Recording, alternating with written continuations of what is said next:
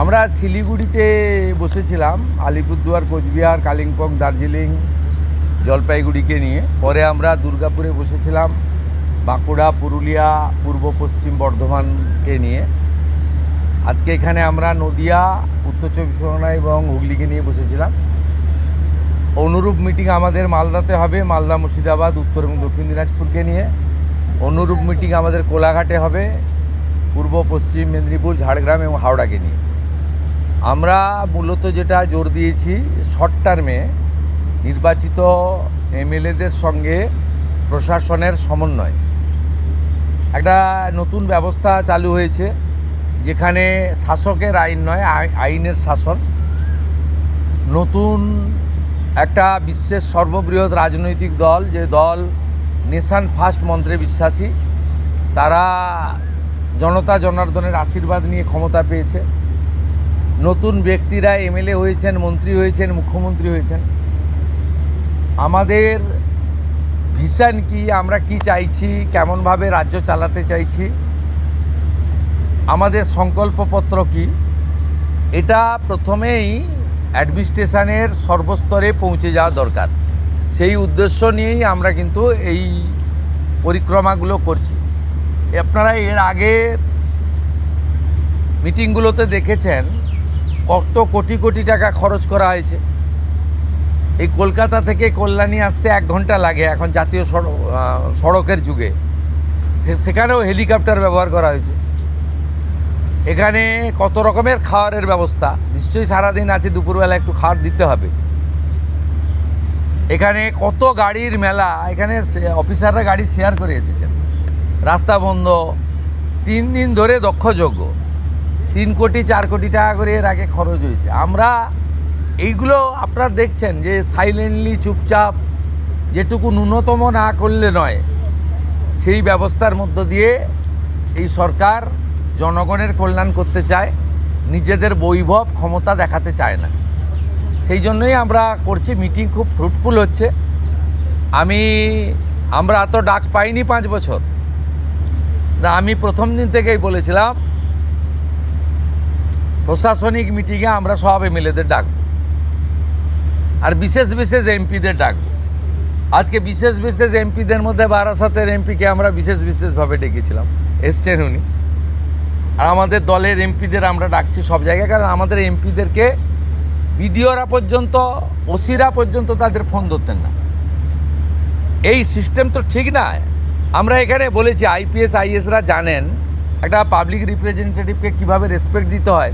মহারাষ্ট্র সরকার করেছে, যে কোনো নির্বাচিত প্রতিনিধিকে যদি অনার না দেন, কীভাবে অনার দেবেন সেটাও স্টেট ক্যাডার এবং ন্যাশনাল ক্যাডারে বলা আছে।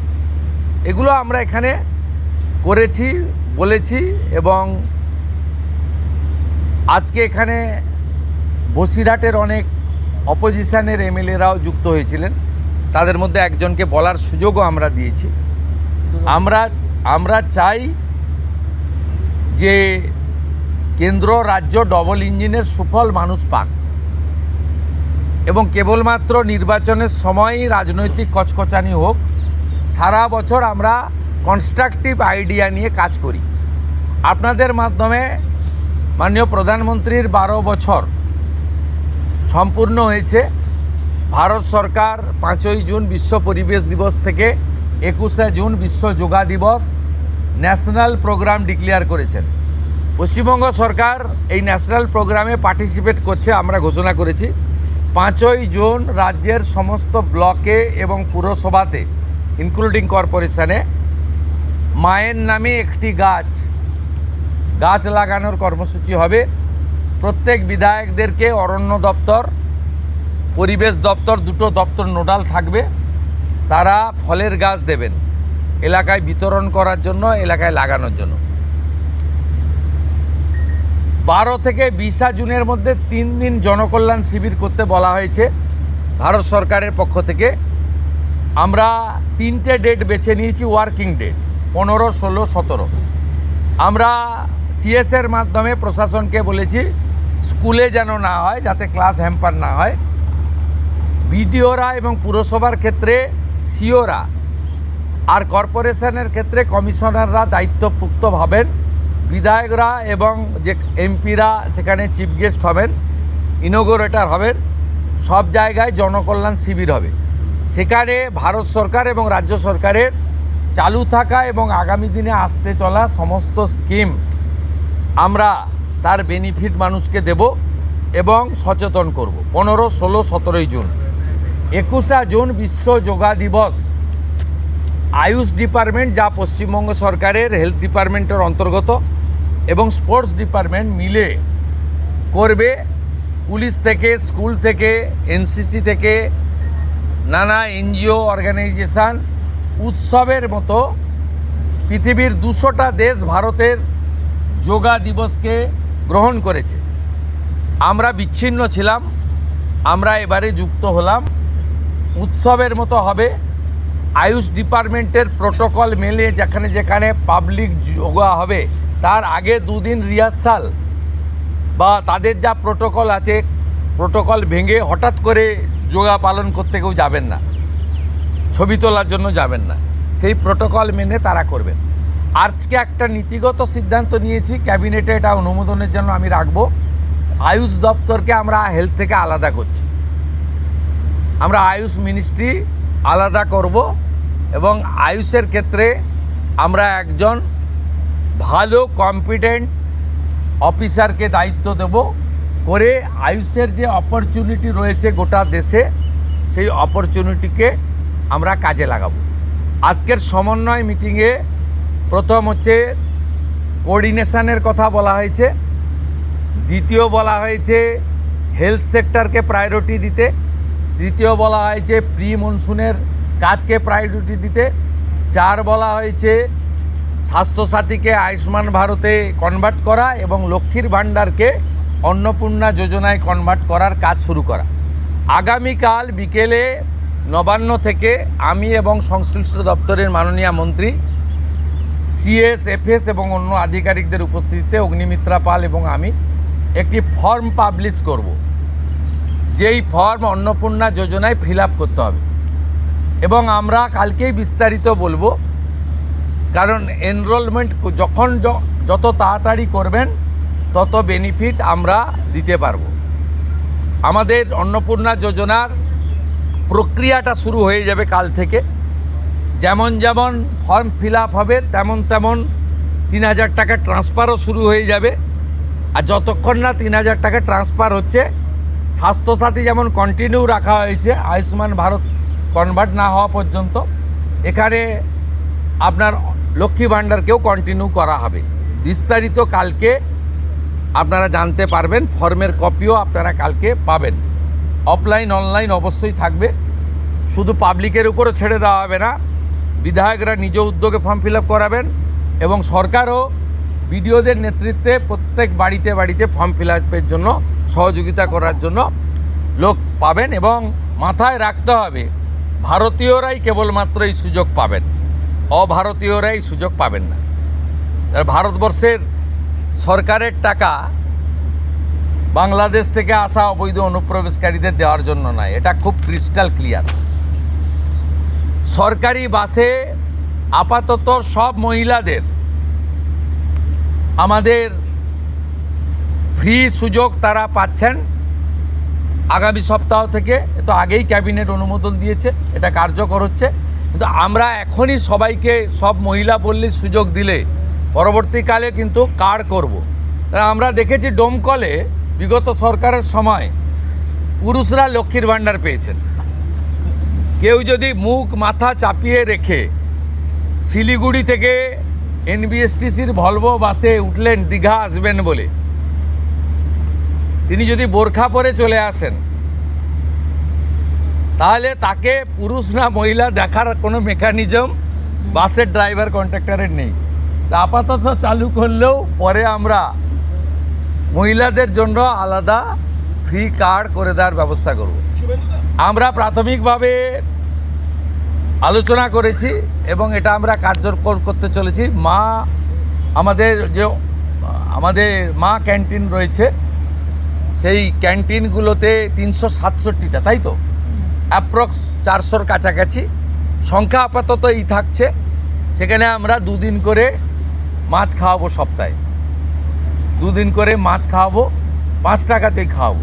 এই কাজগুলো আমরা করছি। বাকি অন্যান্য বিষয়গুলো আছে, হবে। আমরা কয়েকটা প্রোগ্রাম পেয়েছি, সেটা হলো আগামী 30 তারিখে কেন্দ্রীয় আরবান এবং পাওয়ার মিনিস্টার আসছেন, অগ্নিমিত্রা পাল মহোদয়, তার প্রোগ্রাম পুরো অ্যাসিস্ট করছেন। আমিও একটা সময় নিশ্চয়ই কাটসিমিট করব। 4 তারিখে শিপিং মিনিস্টার আসছেন, শিপিং রিলেটেড মিটিং হবে। 6 তারিখে মাননীয় রেলমন্ত্রী আসছেন। আর 8 তারিখে দিল্লিতে স্বাস্থ্য দপ্তরের সঙ্গে পশ্চিমবঙ্গ সরকার আয়ুষ্মান ভারতের এগ্রিমেন্ট করবেন। এই প্রোগ্রামগুলো আপনাদের মাধ্যমে আমরা জানাতে চাই। আমাদের সরকার, আপনাদের সরকার আগামী সপ্তাহ থেকে মুখ্যমন্ত্রীকে বলা বন্ধ হয়ে যাচ্ছে, তার জায়গায় আমরা নাম দিচ্ছি আপনার সরকারকে বলুন। আর পুরনো যে নাম্বার ছিল ও নাম্বারেরও বদল আসছে। এই সংক্রান্ত বিস্তারিত যেদিন আমরা লঞ্চ করব সেই দিন আপনাদেরকে নাম্বার জানাবো। নামটা আমি আজকেই জানিয়ে দিলাম, আপনার সরকারকে বলুন। মাননীয় রাজ্যসভার সাংসদ শ্রমিক ভট্টাচার্য মহোদয়কে নাম ঠিক করার জন্য সরকার পরামর্শ চেয়েছিল, তিনি এই নামটা ঠিক করেছেন। মুখ্যমন্ত্রী হিসেবে আমি সেই নামটা গ্রহণ করেছি।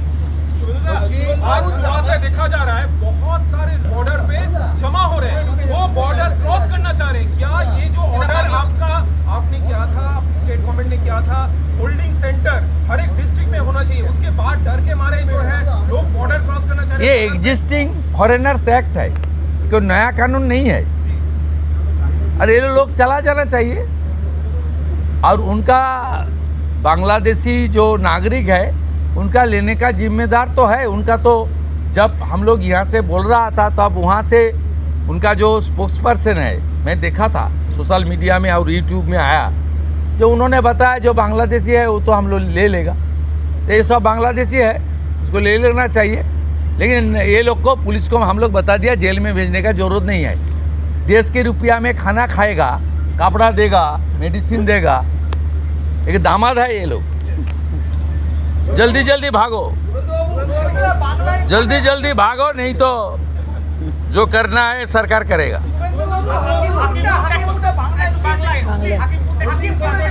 না না, আমি হাকিমপুর সম্পর্কে জানি না, আমি মিডিয়াতে দেখছিলাম। কিন্তু এটা নতুন কিছু নয়, প্রেজেন্ট অ্যাক্টই রয়েছে।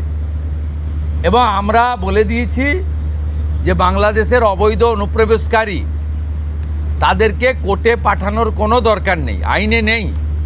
সরাসরি পুলিশ নেবে এবং বিএসএফের হাতে হ্যান্ডওভার করবে।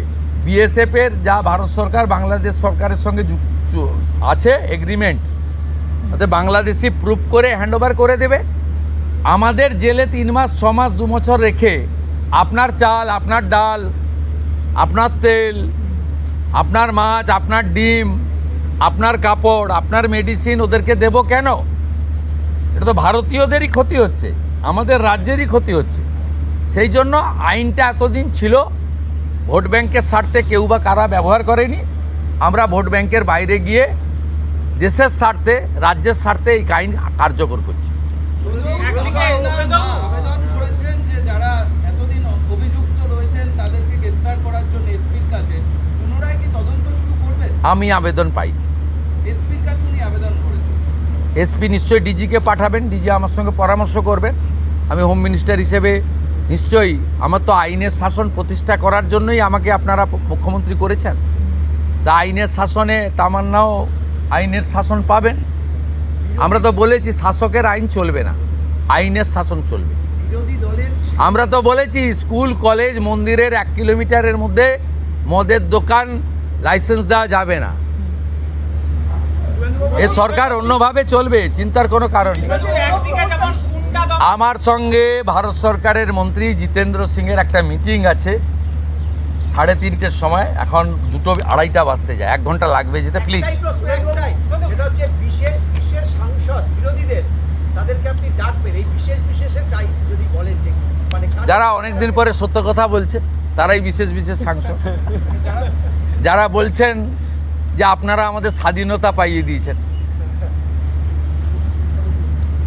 যারা বলছেন যে এর কোনো ভবিষ্যৎ নেই, ফলতাতে যে চতুর্থ হয়েছে সে আর 1 তো দূরের কথা 2-এই আসতে পারবে না। তালিকা সামনে ভবিষ্যৎ দেখতে পাচ্ছে। এই তালিকা আপনার কাছে প্রস্তুত? এই তালিকা তৈরি আছে। এই বিশেষ বিশেষ সাংসদ না আমি বলবো না, আপনারাই তো দেখাচ্ছেন।